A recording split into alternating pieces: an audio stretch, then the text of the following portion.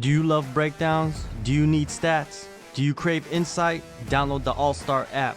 UFC, Bellator, PFL 1 Championship, and more. Ad-free, fully customizable. Download the best app in the business. Link in descriptions.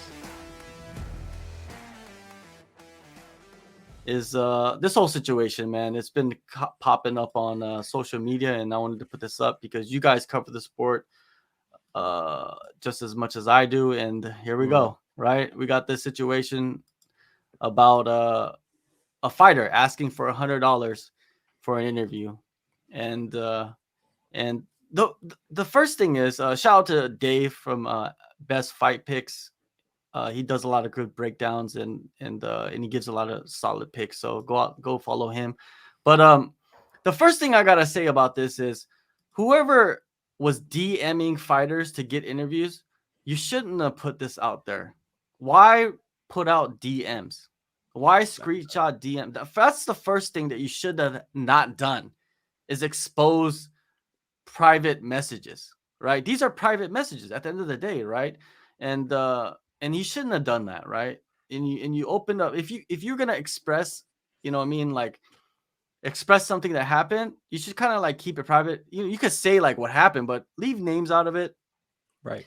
and then have people discuss what was going on, what happened, right? Because first off, this all exploded because of the Patty Pimblett thing, right? He wanted to get paid by Ariel Helwani, and Ariel Helwani exposed, private messages as well. You know what I mean?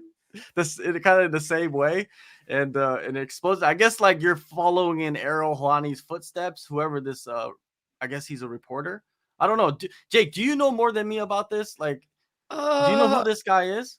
I don't know who this guy is. I know that fighters have asked me to pay before, and I said no, thank you, and that's as far as it's gone, and nobody's ever known about it because it doesn't matter. Yeah, don't air that DM. Keep that to yourself and move on. Uh, Learn some grammar. In my opinion, you're gonna hit somebody up. I'm not trying to diss you, but come on, take a little time sending that message, and then the flip side of things. It's weird that a fighter's ask for $100 for an interview. I'm actually interviewing Dumas in a couple days, I hope.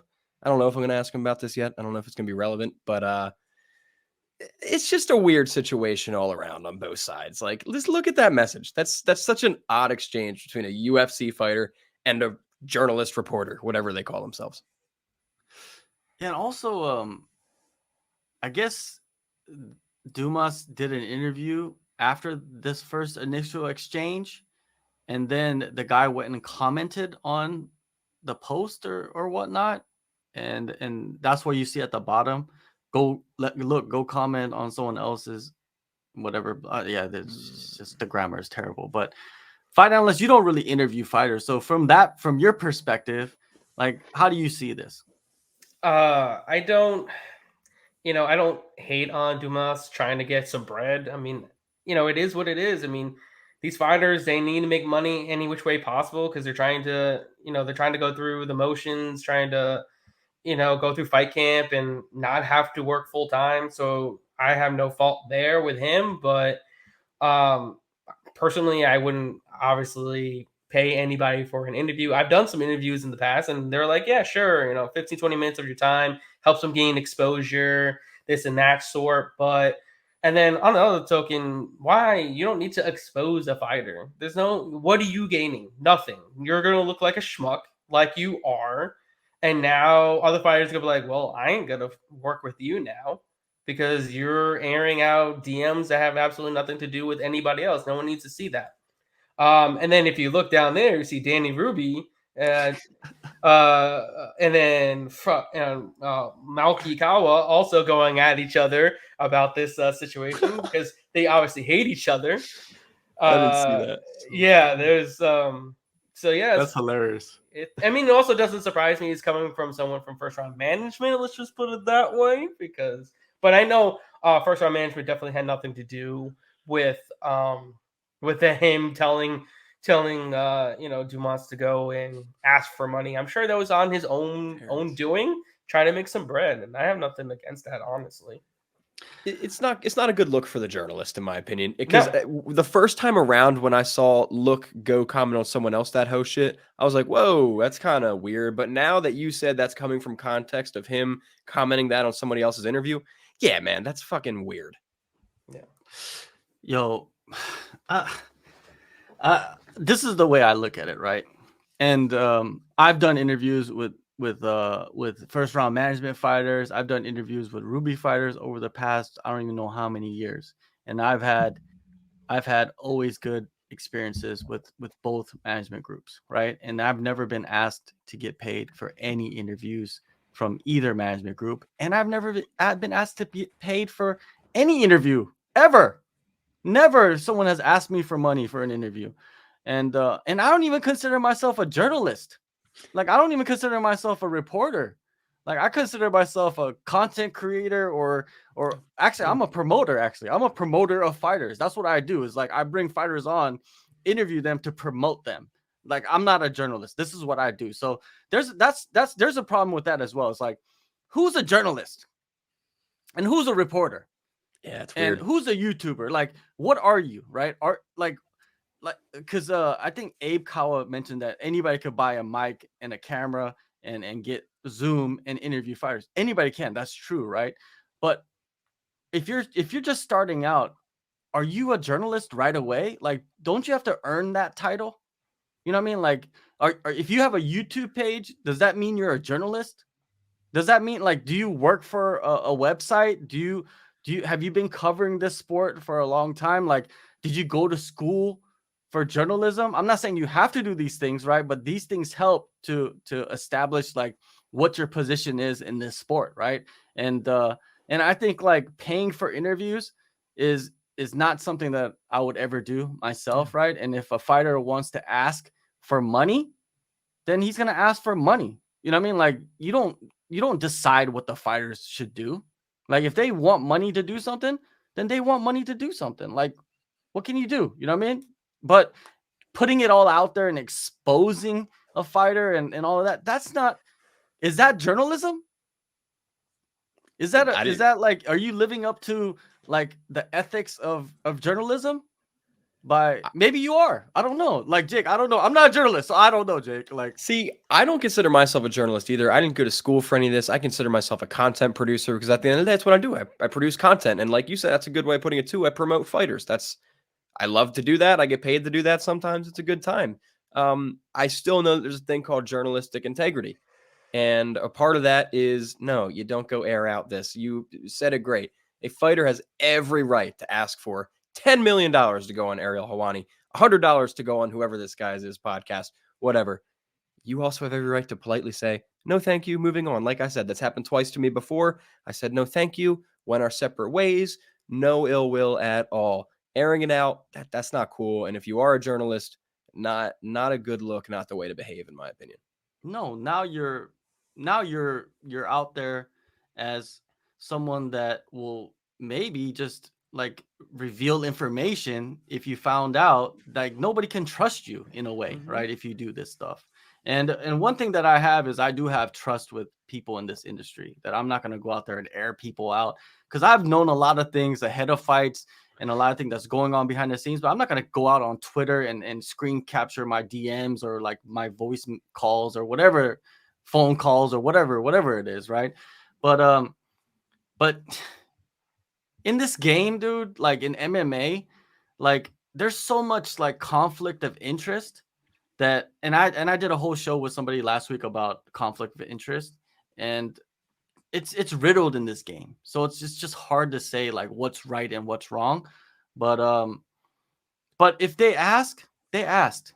And if you can't pay them or if you don't want to pay them, move on. That's it. Don't air out people because you don't know what's going to happen the next time. You could always revisit this guy. You could always revisit this fighter and say, yo, you know what I mean? Like, I see you got a fight coming up. You know, are you doing any media? You know, could we set a time to talk and promote the fight?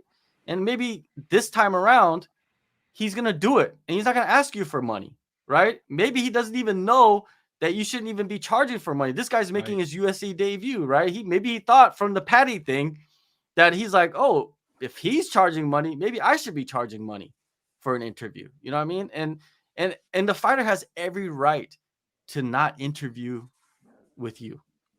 Yeah. You should not be offended. You know what I mean? No. You should not get on a high horse and say, like, I'm just trying to do my job. And you don't need to do that. There's no high horse for that. Like, you just move on and go to the next guy. If the fighter or the athlete or whoever is going to allow you and give you their time, because think about it, they're going through a training camp. You ever been through a training camp? You don't know how hectic that is for their life. You know what I mean? Crazy. Like, they might even be working another job, a full-time job, going through a training camp for a UFC fight, and you're asking them for their time. Maybe their time is worth this much money, right? And this is what they're asking for. And if they do, they do. But on the flip side, if you do pay them the money, then there's some kind of weird Pandora's box you're opening as well. You know what I mean? And that's another conversation. But if you believe that you're a journalist, if you believe that you're a reporter in this game, then you would never pay for the interview ever. Yeah. You would never ever pay for that interview. That's just, yeah, your integrity's gone. Like, what else are you gonna pay for? Right? What else It are you can't gonna, even be like, you can't even say that's like valid, confident information because there's money behind it. You know, it makes it more of a narrative rather than the facts. Exactly. And in this world now with like YouTube and podcasts and things like that, it's weird, man. It's a weird like environment to be in. And I'm just gonna put it out there, man. I'm a promoter of fighters, and fighters give me their time to come on and chat, and they never know what I'm gonna ask them. They don't know shit. And I ask them whatever I feel like asking them. And my line of questioning might be different from like the other people that do interviews. You know what I mean? There's like you got the big names out there, like the Ariels and the Submission Undergrounds and what is it? And James Lynch Okamoto. and the Akamotos and people like that. Their styles are all different, right? And would you consider submission radio journalists? Yeah, maybe. Yeah, Maybe, they, right? they Maybe, cover some stories, right? but it's all to them. You know what I mean? It's depending on what they feel like they are, right? Yeah, But because I'm sure some people think I'm a journalist and think you're a journalist. You know, I think I'm a content producer. You think you're a promoter. It doesn't really matter. We're all doing the same thing. yeah, we are. And I think like it's all perspective, and sometimes the fighter doesn't believe that you are a person that they should be talking to. You know what I mean? And maybe the fighters just, maybe they're confused as well. We don't know yet, right? And if Jake does get an interview with with Dumas, we'll see.